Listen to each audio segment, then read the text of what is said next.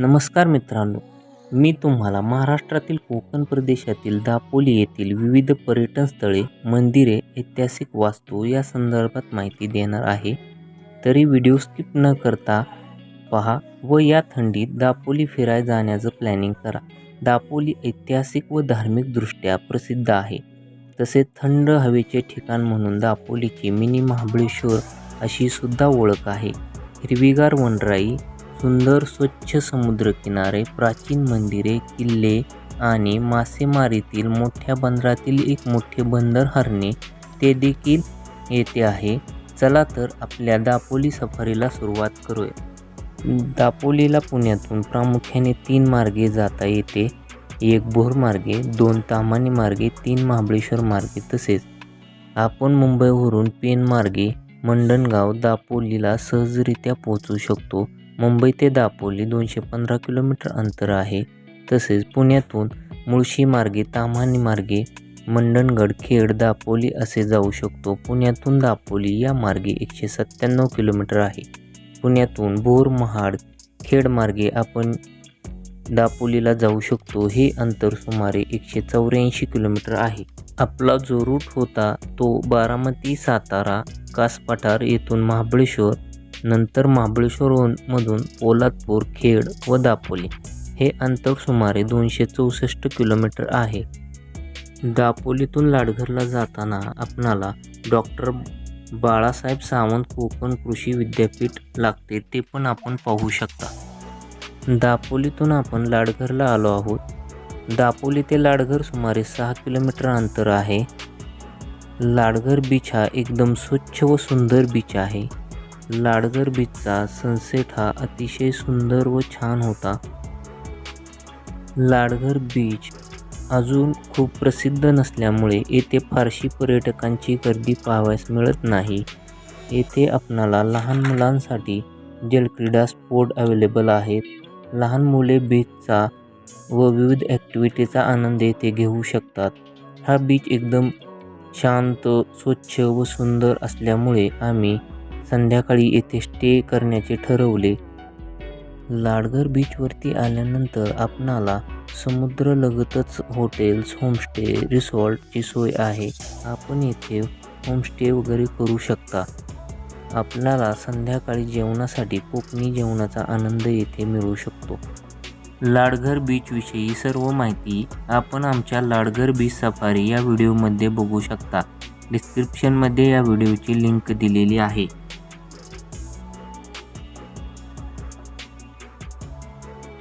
आपला दुसरा दिवस हा लाडघर ते दाभोळ मार्गे चालू झाला. लाडघरवरून दाभोळ रोडवर आपणाला बुरोंडी हे गाव लागते. लाडघरपासून बुरोंडी 12 किलोमीटर आहे.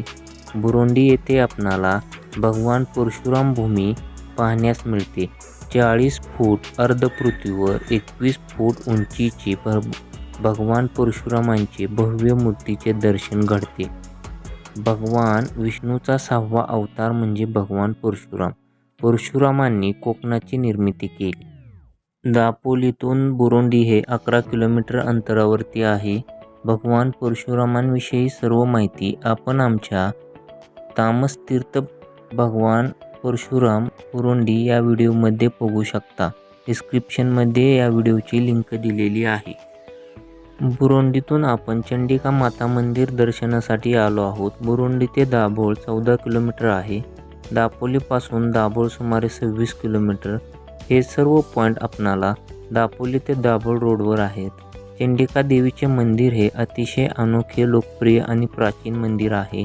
मंदिराच्या परिसरात विजेच्या लाईटचा वापर केला जात नाही. या मंदिरात आपणाला छोट्या गुहेतून दर्शनासाठी जावे लागते. तेलाच्या दिव्यांच्या मंद प्रकाशात आपण मूर्तीपर्यंत जाऊ शकतो. मूर्ती स्वयंभू आहे. मूर्तीचे दर्शन मनमोहून टाकणारे आहे. चंडिका देवी मंदिर हे एक स्वयंभू स्थान आहे. ही मूर्ती 3 फूट उंच आहे आणि शेंदूरने लिपित आहे.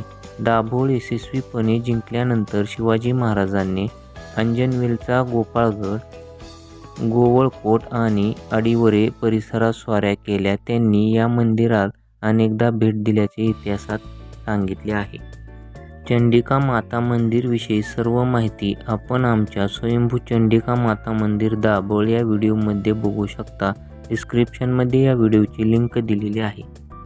दाभोळपासून सुमारे 19 किलोमीटर अंतरावर पन्हाळकाजी लेणी आहेत. कोरजाई व धाकट्या नद्यांच्या संगमावरती दापोलीतील पन्हाळकाजी येथे 29 लेण्यांचा प्राचीन समूह आहे. दापोलीतून 20 किलोमीटर अंतरावर नांते गावाजवळ पन्हाळकाजी या लेण्यांचा अप्रतिम आविष्कार पाहायला मिळतो. हा लेणी समूह खोदण्याची सुरुवात 2ऱ्या किंवा 3ऱ्या शतकात झाली असून ती पुढे अनेक शतके चालू असावी असे मानले जाते. येथील नोंद घेण्यासारखी वैशिष्ट्ये म्हणजे हिनयान बौद्ध पंथ, वज्रयान पंथ आणि नाथपंथ अशा विविध पंथातील शिल्पांबरोबर गणपती, लक्ष्मी, शिव, सरस्वती आदी देवतांच्या मूर्ती येथे आढळतात. गेल्या 1000 वर्षांचा आपला गौरवशाली इतिहास जपणारी पन्हाळकाजी लेणी ही अतिशय शांत व रमणीय ठिकाण पर्यटकांना एक वेगळ्याच विश्वाची अनुभूती देऊन जाते. येथूनच पुढे आपण गरम पाण्याचे कुंड पाहण्यासाठी उणवरे येथे आलो आहोत. हे सुमारे पन्हाळकाजी लेण्यांपासून 18 किलोमीटर आहे. उणवरे गाव नैसर्गिक उष्ण झऱ्यांसाठी प्रसिद्ध आहे. येथे उकळत्या पाण्याचे बुडबुडे पृथ्वीच्या आतून खोलावर येतात आणि 3 खडकांच्या तलावांच्या मालिकेतून खाली येतात.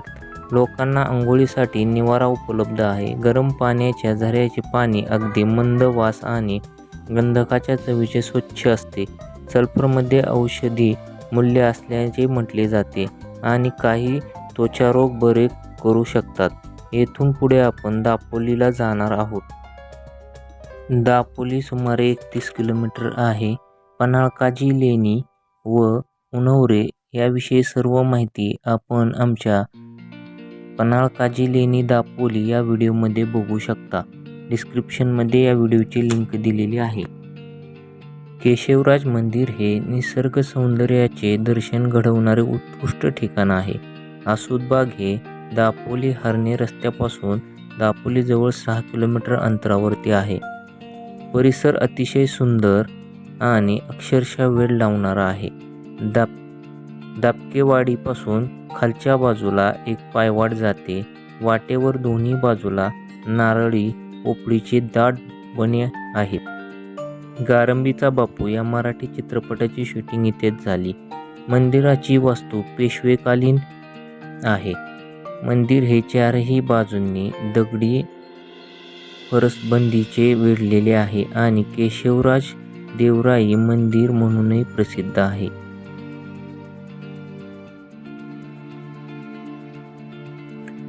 कंदिलाच्या अंधुक प्रकाशात उभी असलेली विष्णूंची सुंदर मूर्ती आपले लक्ष वेधून घेते. मंदिर दक्षिणाभिमुख असून मंदिराच्या आतील आल्हाददायक वातावरणामुळे शांतता जाणवते. केशवराज मंदिराविषयी सर्व माहिती आपण आमच्या केशवराज मंदिर आसोद दापोली या व्हिडिओमध्ये बघू शकता. डिस्क्रिप्शनमध्ये या व्हिडिओची लिंक दिलेली आहे. दुसऱ्या दिवशीचा मुक्काम आपण पाळंदी बीचवरती केला. येथून हर्णे 1 किलोमीटर होते. येथूनच आपण सकाळी 7 वाजता डॉल्फिन सफारीला जाऊ शकता. हर्णे बंदरावरती जाण्याआधी आपण टेकडीवरती जाऊन खाली असलेले 5 पांढरे गाव बघू शकतो व अतिशय सुंदर समुद्राचे दर्शन येथून घेऊ शकतो. 5 पांढरे मार्गे सकाळी 8 वाजता आपण हर्णे बीचवरती आलो आहोत. समोर मोठ्या बोटी दिसत आहेत. त्या मासे घेऊन समुद्रातून आलेले आहेत व ते मासे समुद्रकिनाऱ्यावर आणण्याचे काम छोट्या होड्या करतात आणि किनाऱ्यापासून बीचवरती ते मासे बैलगाड्या पोचवतात व बीचवरती त्या माशांचा लिलाव होतो. या लिलावासाठी अनेक ठिकाणचे व्यापारी येतात. मासेमारीतील एक महत्त्वाचे व मोठे बंदर म्हणून हर्णे बीच ओळखले जाते.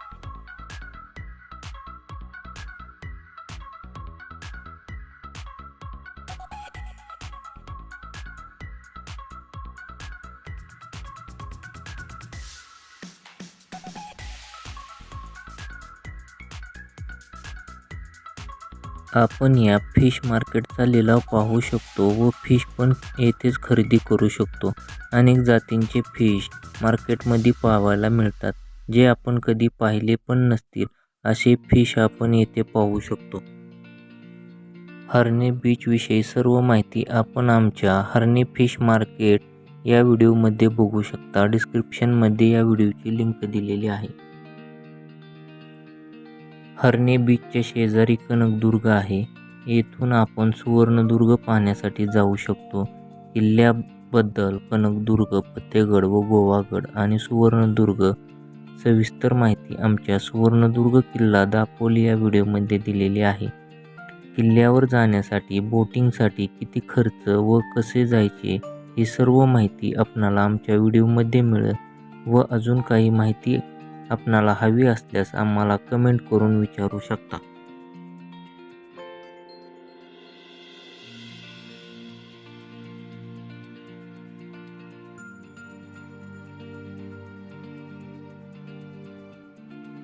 सुवर्णदुर्गच्या दर्शनानंतर आपण आता कड्यावचा गणपती अंजर्ले येथे आलेलो आहोत.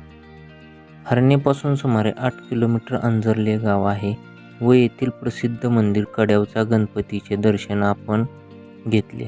दापोली केळशी या रस्त्यावर 18 किलोमीटर अंतरावर अंजर्ले गाव वसलेले आहे. असे मानले जाते की मंदिराची स्थापना सुमारे 600 वर्षांपूर्वी झाली होती. मंदिराची पूर्वीची रचना सर्व लाकडाची होती. 1780च्या दशकात त्याची पुनर्रचना करण्यात आली. हे मंदिर पेशवेकालीन वास्तुकलेचा उत्कृष्ट नमुना आहे असे म्हटले जाते. हे मंदिर प्राचीन काळात समुद्रकिनारी होते, पण पाण्याच्या भरती ओटीमुळे ते पाण्याखाली गेले व गणपती मंदिर जवळच्या टेकडीवर पुनर्स्थापित करण्यात आले. त्यामुळे कड्यावचा गणपती हे नाव पडले. मंदिराबद्दल सविस्तर माहिती व गणपतीचे पाऊल याबद्दल सर्व माहिती आम्ही आमच्या कड्यावचा गणपती अंजर्ले या व्हिडिओमध्ये दिलेली आहे. या व्हिडिओची पण लिंक मी डिस्क्रिप्शनमध्ये दिलेली आहे. आपण पाहून आपला रिप्लाय आम्हाला कमेंट करून कळवा. अंजर्लेहून आपण आता केळशी या ठिकाणी आलो आहोत. केळशी गावाच्या दक्षिण टोकावर उटंबर टेकडीच्या पायथ्याशी महालक्ष्मी मंदिर आहे. मंदिराची वास्तू पेशवेकालीन आहे. हे सुमारे अंजर्लेपासून 10 किलोमीटर आहे. मंदिराच्या मुख्य प्रवेशद्वारावर सनई वाजवण्यासाठी खास नगरखाना बांधण्यात आला असून संपूर्ण मंदिर 8 ते 10 फूट दगडी भिंतीने वेढलेले आहे.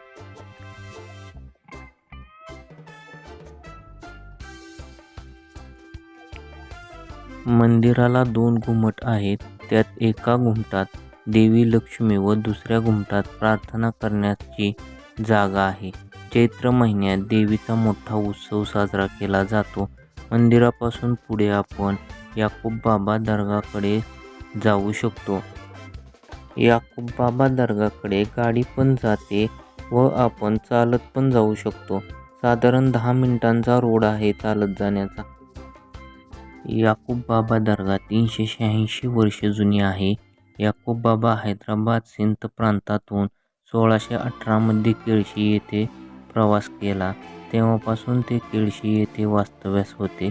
दरवर्षी 6 डिसेंबर रोजी केळशी येथील याकूब बाबा दर्गा येथे उरूस हा मोठा उत्सव होतो. महाराज दाभोळला निघाले असताना याकूब बाबा आणि शिवाजी महाराजांची भेटी झाली असे म्हणतात. ही दर्गा शिवाजी महाराजांनी बांधली अशी आख्यायिका आहे. महालक्ष्मी मंदिर व याकूब बाबा दर्गा केळशी या व्हिडिओची लिंक डिस्क्रिप्शनमध्ये दिलेली आहे. दापोली सफर या सर्व पर्यटन स्थळांबद्दलची माहिती मी सेपरेट व्हिडिओ बनवून डिस्क्रिप्शनमध्ये लिंक दिलेली आहे. डिस्क्रिप्शन बॉक्समध्ये जाऊन आपण सर्व व्हिडिओ पाहू शकता व आम्हाला कमेंट करू शकता.